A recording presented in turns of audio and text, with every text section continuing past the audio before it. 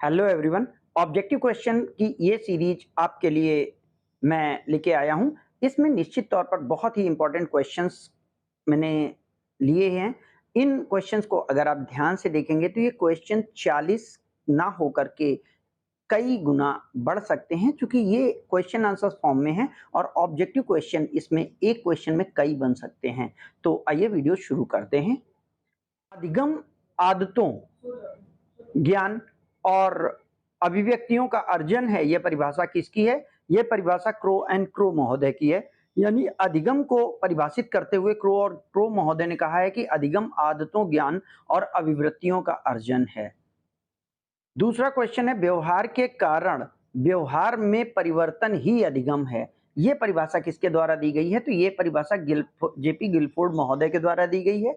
ये दो परिभाषाएं अधिगम प्रक्रिया को समझने के लिए मैंने यहाँ पर रखी हैं।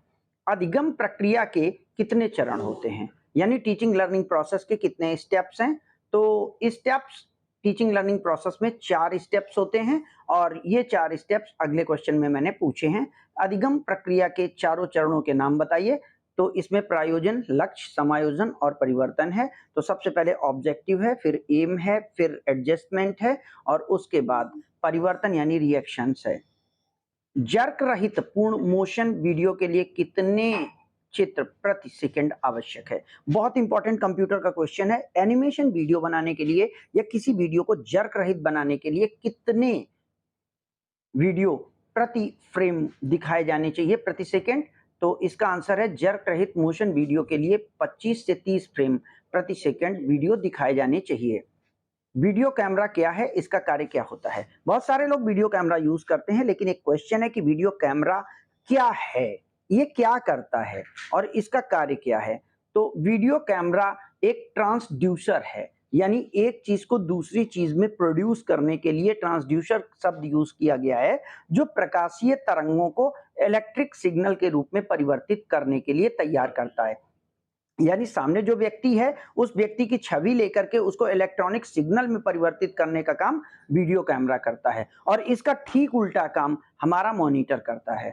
अगला क्वेश्चन है, मॉनिटर क्या काम करता है? तो मॉनिटर भी एक ट्रांसड्यूसर है जो इलेक्ट्रिक सिग्नल को प्रकाशीय तरंगों में परिवर्तित करता है, यानी इलेक्ट्रॉनिक सिग्नल्स को एक बार फिर से वो फोटो के रूप में चेंज कर देता है। विश्व में ओपन यूनिवर्सिटी के रूप में पहला संस्थान कौन सा है? ओपन यूनिवर्सिटी के रूप में पहला संस्थान विश्व का कौन सा है? तो 1969 में ग्रेट ब्रिटेन में स्थापित ओपन यूनिवर्सिटी का पहला विश्वविद्यालय एक शैक्षिक संस्थान है जो ओपन और दूरस्थ शिक्षा को समर्पित है। अगला क्वेश्चन, भारत का पहला खुला विश्वविद्यालय ओपन यूनिवर्सिटी कौन सा है? तो आप सभी जानते हैं, ये क्वेश्चन अक्सर पूछा जाता है। तो भारत का पहला open university Indira Gandhi open university, जिसे हम मुक्त विश्वविद्यालय कहते हैं, 1985 में दिल्ली में स्थापित किया गया। अब यहाँ पर आप देखिए तो इसका समय पूछा जा सकता है, इसका स्थान पूछा जा सकता है और इसका नाम पूछा जा सकता है। तो ये इस तरीके से एक क्वेश्चन में हम कई क्वेश्चन को समाहित करते हैं। क्वेश्चन नंबर 10, ग्राफिक्स कितने प्रकार के होते हैं? जब कभी भी आप किसी चीज की डिजाइनिंग करते हैं, कोई पिक्चर्स बनाते हैं, तो कितने तरीके के ग्राफिक्स होते हैं? तो कंप्यूटर ग्राफिक्स 2 तरीके के हैं, जिन्हें हम वेक्टर ग्राफिक या रोस्टर ग्राफिक के रूप में जानते हैं। यानी वेक्टर एंड रोस्टर, ये 2 तरीके के ग्राफिक्स होते हैं कंप्यूटर के। श्रव्य उपकरण कौन कौन से हैं, यानी जो हम सुन सकते हैं? शिक्षा का वो माध्यम कौन सा है जिसमें हम चीजों को सुनने का प्रयास करते हैं? तो रेडियो, ग्रामोफोन और टेप रिकॉर्डर। मात्र 3 ये उपकरण हैं जो सुनने के लिए प्रयोग किए जाते हैं। अगला क्वेश्चन है, दृश्य उपकरण कितने होते हैं, नाम बताएं। तो दृश्य उपकरण कौन से हैं जिनमें कि हम किसी चित्र को देखते हैं? यहाँ पर इनकी जो संख्या है वो 11 है। मीन्स देयर, और ये विजुअल इंस्ट्रूमेंट ऑफ एजुकेशन है। Visual instrument of education are of 11 type. इनमें वास्तविक मॉडल, नमूने मॉडल्स, रेखाचित्र, शॉर्ट मॉडल, मानचित्र, ग्लो श्यामपट, bulletin board, flannel board, newspaper और जनरल संग्रहालय है। So this will be known as a audio visual newspaper. अगला क्वेश्चन है, श्रव्य दृश्य उपकरण ऑडियो विजुअल इंस्ट्रूमेंट कितने हैं, उनके नाम पूछे गए हैं। तो ऑडियो विजुअल उपकरण 9 टाइप के होते हैं, 9 प्रकार के हैं, जिनमें प्रोजेक्टर, जादुई लालटेन, अपार चित्रदर्शी, पार चित्रदर्शी, ओवरहेड प्रोजेक्टर, चलचित्र, टेलीविज़न, वीडियो और कंप्यूटर्स आते हैं। ये नाम मैंने इसलिए दिए हैं कि अगर ऐसा कोई क्वेश्चन पूछा जाता है, जिसमें ये बात पूछी जाती है कि कौन-सा नहीं है, तो आप इस चीज़ को बता सकते हैं। अगला क्वेश्चन है आईपी एड्रेस क्या होता है, ये कितने भागों का होता है? आप जानते हैं हर कंप्यूटर, हर मोबाइल का एक आईपी एड्रेस होता है, तो ये क्या है? तो इसका आंसर है सर्वर का एड्रेस प्रत्येक कंप्यूटर और मोबाइल का अलग-अलग होता है जिसे हम आईपी एड्रेस कहते हैं। ये आईपी एड्रेस 32 बिट की एक संख्या होती है जिसे 4 बिट के 8 बिट के आकार वाले 4 भागों में बाँटा जाता है। इंटरनेट प्रोटोकॉल क्या है? इसका क्या काम है? इंटरनेट प्रोटोकॉल विशेष नियमों का पालन करने की एक सूची है। इसका प्रयोग एक कंप्यूटर से दूसरे कंप्यूटर में डेटा ट्रांसफर करने के लिए किया जाता है। भारत में इंटरनेट का प्रारंभ कब हुआ? तो भारत में इंटरनेट 15 अगस्त 1995 से प्रारंभ किया गया। भारत में इंटरनेट के प्रारंभ की आवश्यकता क्यों महसूस हुई? अच्छा सा क्वेश्चन है। सन 1991 में आर्थिक उदारीकरण, लिबरलाइजेशन जो हमारे द्वारा किया गया, जिसमें हमने look to east, outward policy अपनानी शुरू की, जिसमें ग्लोबलाइजेशन, प्राइवेटाइजेशन और लिबरलाइजेशन आया। तो इसके दौरान हमें इंटरनेशनल लेवल पर डेटा को लेने और इंटरनेशनल लेवल पर इंफॉर्मेशन देने के लिए इस प्रौद्योगिकी की आवश्यकता हुई और इंटरनेट की शुरुआत करने की आवश्यकता महसूस की गई। अगला क्वेश्चन देखते हैं, बुक मार्किंग क्या है और ये क्या काम करती है? तो वेबसाइट में किसी पेज को टैग करने की प्रक्रिया बुक मार्किंग कहलाती है। ब्राउज़र से सीधे उस पेज पर पहुंचने के लिए हम बुकमार्क को सेव करते हैं ब्राउज़र पर। नेविगेशन क्या है?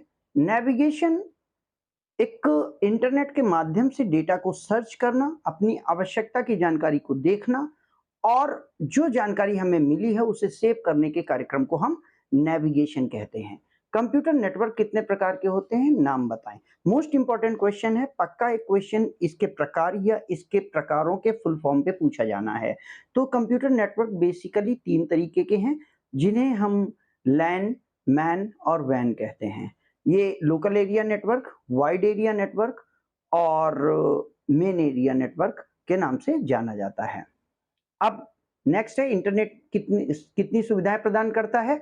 तो इंटरनेट से अगर डेटा पूछा जाए तो इंटरनेट में मुख्यतः हमें 3 सुविधाएं, जिसमें संप्रेषण, data retrieval and data publication, यानी पहले हम या तो डेटा अपलोड कर रहे हैं या हम डेटा को रिट्राइव कर रहे हैं, किसी जानकारी को वहां पर समझ रहे हैं, उससे जानकारी को सर्च कर रहे हैं, उसके बारे में जानने की कोशिश कर रहे हैं और जब कभी भी हमें डेटा जरूरत होती है तो उसे हम रिट्राइव करते हैं और उसके बाद अपने रिसर्च को लेकर के अगर हम कुछ वहां अपलोड करना चाहते हैं तो डेटा पब्लिकेशन की सुविधा भी हमें इंटरनेट प्रदान करता है। अगला क्वेश्चन है फोटोग्राफी का आविष्कार कब और किसके द्वारा हुआ? चूंकि यहाँ पे टेक्नोलॉजी की बात है तो एजुकेशन में उस टेक्नोलॉजी पर क्वेश्चन जरूर बनेगा जिसने कि एजुकेशन के एरिया में कुछ डेवलपमेंट लाया है। तो फोटोग्राफी निश्चित तौर पर एजुकेशन बुक का प्रिंट निकालना, उसकी कॉपी बनाने के लिए आवश्यकता। तो पहला क्वेश्चन फोटोग्राफी पर है, कब हुआ? तो फोटोग्राफी का आविष्कार MGM डेगुरे जो कि फ्रांस के थे और WHF टॉलबोट जो कि इंग्लैंड के थे, इन दोनों के द्वारा 1849 में किया गया। तो आप यहाँ पर देखें अगर, तो यहाँ पर वैज्ञानिकों के नाम हैं, उनके देश के नाम हैं, प्लस उसका समय है। तो इस तरीके से इस क्वेश्चन में एक क्वेश्चन की जानकारी नहीं है। आप इस बात को ध्यान रख करके डेटा को थोड़ा ब्रॉड एरिया पे रखने की कोशिश करें, क्योंकि ये जरूरी नहीं है कि वो फोटोग्राफी से केवल फोटोग्राफी का समय पूछेगा या वैज्ञानिक पूछेगा। हो सकता है वो देश पूछ ले, हो सकता है वो उसका समय पूछ ले, हो सकता है वो आविष्कारक का नाम पूछे। अगला क्वेश्चन देखते हैं, फोटोस्टेट जिसे हम जेरोक्स कॉपी कहते हैं, इसकी खोज किसने की थी? तो फ्रांस के प्रोफेसर AB रेनिंग ग्राफिन द्वारा 1990 में फोटोस्टेट तकनीकी का आविष्कार किया गया था। माइक्रोग्राफी आविष्कार किसने और कब किया? माइक्रोग्राफी क्या है? बहुत सारे पब्लिश कंटेंट को एक छोटे से स्थान पर पब्लिश करना या उसे छोटे से स्थान पर सेट करने की प्रक्रिया माइक्रोग्राफी कहलाती है। इंग्लैंड के वैज्ञानिक JB डेंसर और फ्रांस के वैज्ञानिक रेनी डेग्रेन द्वारा 1940 में माइक्रोग्राफी का आविष्कार किया गया है। यह आविष्कार इंपॉर्टेंट है क्योंकि ये एजुकेशनल इंपॉर्टेंस के हैं। प्रिंटिंग के लिए प्रयोग होने वाली लेजर टेक्निक का आविष्कार कब हुआ? आप जानते हैं कि हमारे प्रिंटर्स डेस्कजेट, इंकजेट और लेजर प्रिंटर होते हैं। तो ये जो लेजर प्रिंटर आए, इनसे प्रिंटिंग फास्ट, सस्ती और आसान हो गई। तो इसका आविष्कार किसने किया है? लेजर तकनीकी का आविष्कार 1960 में अमेरिका के वैज्ञानिक थियोडोर मेनन द्वारा किया गया था। टेलीग्राफ का आविष्कार कब और किसके द्वारा किया गया? टेलीग्राफ का आविष्कार यानी इन्वेंशन ऑफ टेलीग्राफ अमेरिकी वैज्ञानिक पीबी मोर्स द्वारा 1837 में टेलीग्राफ तकनीकी का आविष्कार किया गया। अब टेलीफोन के आविष्कारक और कौन हैं और इनके द्वारा कब आविष्कार किया गया? तो स्कॉटलैंड के निवासी अलेक्जेंडर ग्राहम बेल, जिन्हें हम एजी बेल कहते हैं, ये टेलीफोन के आविष्कारक के नाम पर जाने जाते हैं। 1876 में इन्होंने इसका आविष्कार किया था। बल्ब के निर्माता भी यही हैं। रेडियो का आविष्कार कब और किसने किया? तो रेडियो का आविष्कार इटली के वैज्ञानिक जी मार्कोनी द्वारा 1895 ईस्वी में किया गया। अगला क्वेश्चन 29 नंबर पर, टेलीविजन के आविष्कारक कौन हैं और उनका समय बताएं। तो स्कॉटलैंड के निवासी जेएल बेयर्ड द्वारा टेलीविजन का आविष्कार 1925 में किया गया। शिक्षा के क्षेत्र में पहला कृत्रिम उपग्रह किस देश द्वारा स्थापित किया गया? तो शिक्षा के क्षेत्र में संचार सुविधा के विकास के लिए सोवियत रूस द्वारा पहला उपग्रह स्पुतनिक 4 अक्टूबर 1957 में अंतरिक्ष में स्थापित किया गया। अगला क्वेश्चन है, संप्रेषण से आशय शब्दों, पत्रों और संदेशों, समागम, विचारों और सम्मतियों का विनिमय है। ये परिभाषा है, एज इट इज है, कलर चेंज है। ये परिभाषा संप्रेषण की किसने दी है? क्या जानते हैं आप? तो ये परिभाषा वेबस्टर शब्दकोश द्वारा दी गई है, यानी वेबस्टर डिक्शनरी द्वारा इस परिभाषा को दिया गया है, जिसमें हम एक दूसरे से कम्युनिकेशन को क्या समझें, इसको परिभाषित करने का प्रयास किया गया है। अगला क्वेश्चन है, संप्रेषण के लिए कितने पक्षों का होना जरूरी है? Communication, how many parties are needed for communication process? So यहाँ पर कम्युनिकेशन प्रोसेस के लिए 2 पक्षों का होना जरूरी है, जिनमें प्रेषक और प्राप्तकर्ता होगा। In English 2 parties, communicator and community are needed in communication process।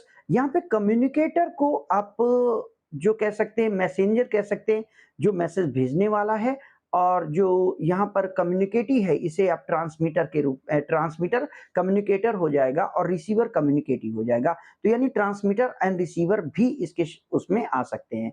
संप्रेषण कितने तरह का होता है? तो what are type of about communication? संप्रेषण 3 प्रकार का है, यानी मौखिक, लिखित और सांकेतिक। इन इंग्लिश अगर देखें तो communication can be classified into 3 categories, namely written, oral and symbolic communication. Written communication वो है जो कि हम देख रहे हैं, ओरल कम्युनिकेशन वो है जो कि हम केवल लैंग्वेज में करते हैं। इसका ऑडियो होता है, वीडियो नहीं होता, इसकी कोई विजुअल नहीं होती। और सिंबॉलिक का मतलब जिसमें हम सिंबल्स का यूज करते हैं, इसमें साउंड नहीं होता। तो इस तरीके से 3 तरीके से हम कम्युनिकेशन को करते हैं। संप्रेषण में कितने तत्व होते हैं? How many elements are there in communication? So संप्रेषण में 5 तत्व होते हैं, जिसमें संवाददाता है, संवाद प्राप्त करता है, संवाद है, साधन है और प्रतिक्रिया है। इसी को अगर आप इंग्लिश में देखें, there are 5 elements in communication process. Transmitter, the person who will send message, receiver who will receive message, a message that will be sent, medium of transmission, this is a medium by which message will be given and taken, and then reaction यानी feedback। so 5 steps are there। संप्रेषण के सिद्धांतों को संक्षेप में लिखिए। Right about the principle of communication in short.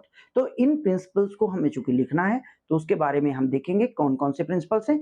इस question के आंसर को जब आप देखेंगे तो आपको बहुत सारे 8 से 10 पॉइंट्स मिलेंगे। मैंने यहाँ इन पॉइंट्स को इसलिए यहाँ पर संग्रहित किया है so that you may understand which point is not related with the communication principle. यहाँ पे क्या क्या होना चाहिए? स्पष्टता होनी चाहिए, क्लैरिटी होनी चाहिए, अनुकूलता, कंसिस्टेंसी होनी चाहिए। थर्ड है एडेक्वेसी, पर्याप्तता, यानी मैसेज कंप्लीट होना चाहिए। समय अनुकूलता, टाइमलीनेस होनी चाहिए, यानी मैसेज समय से मिल सकता हो, प्रसारण सही से हो, डिस्ट्रीब्यूशन होना चाहिए। अवसर अनुकूलता और एक रूपता होनी चाहिए, यानी balance between adaptability and uniformity वहां पे होना चाहिए। रुचि और अभिरुचि और स्वीकृति होनी चाहिए। इंटरेस्ट एंड एक्सेप्टेंस होना चाहिए, जिस व्यक्ति को हम मैसेज दे रहे हैं वो कम से कम हमारा मैसेज लेने को तैयार हो। सपोज दैट मैं यहाँ पे ये वीडियो बना रहा हूँ, तो आप जो कि इस वीडियो को देखेंगे, आप इस बात के लिए एग्री हो कि आप वीडियो देखेंगे, तभी शायद मैं बना पाऊँगा। और यहाँ पर ये जो यूट्यूब का प्लेटफ़ॉर्म है, ये हमारा मैसेंजर का काम करेगा। तो हमें कंप्लीट मैसेज चाहिए देना होगा, मध्यस्थतों की न्यूनता होनी चाहिए, यानी मिनिमम लेवल्स होने चाहिए, प्रेषितों की स्थिति का ज्ञान, हमें आपकी मेंटल स्टेटस के बारे में थोड़ा-सा एक गेस होना चाहिए कि आप क्या देखना चाहते हैं, आप क्या पूछना चाहते हैं, या आपकी क्या ज़रूरत है, तभी हम सही मैसेज क्रिएट कर पाएँगे। सामान्य स्रोत, एक कॉमन सोर्स होना चाहिए, एंड फ्लेक्सिबिलिटी, लोचकता होनी चाहिए, जिससे कि it can be adjusted according to time. Next question है, सूचना और संप्रेषण तकनीकी का विकास सर्वप्रथम किस देश में और कब हुआ? इंफॉर्मेशन साइंस और information technology was developed in which country and when? Questions grammatically may be corrected, may not be corrected.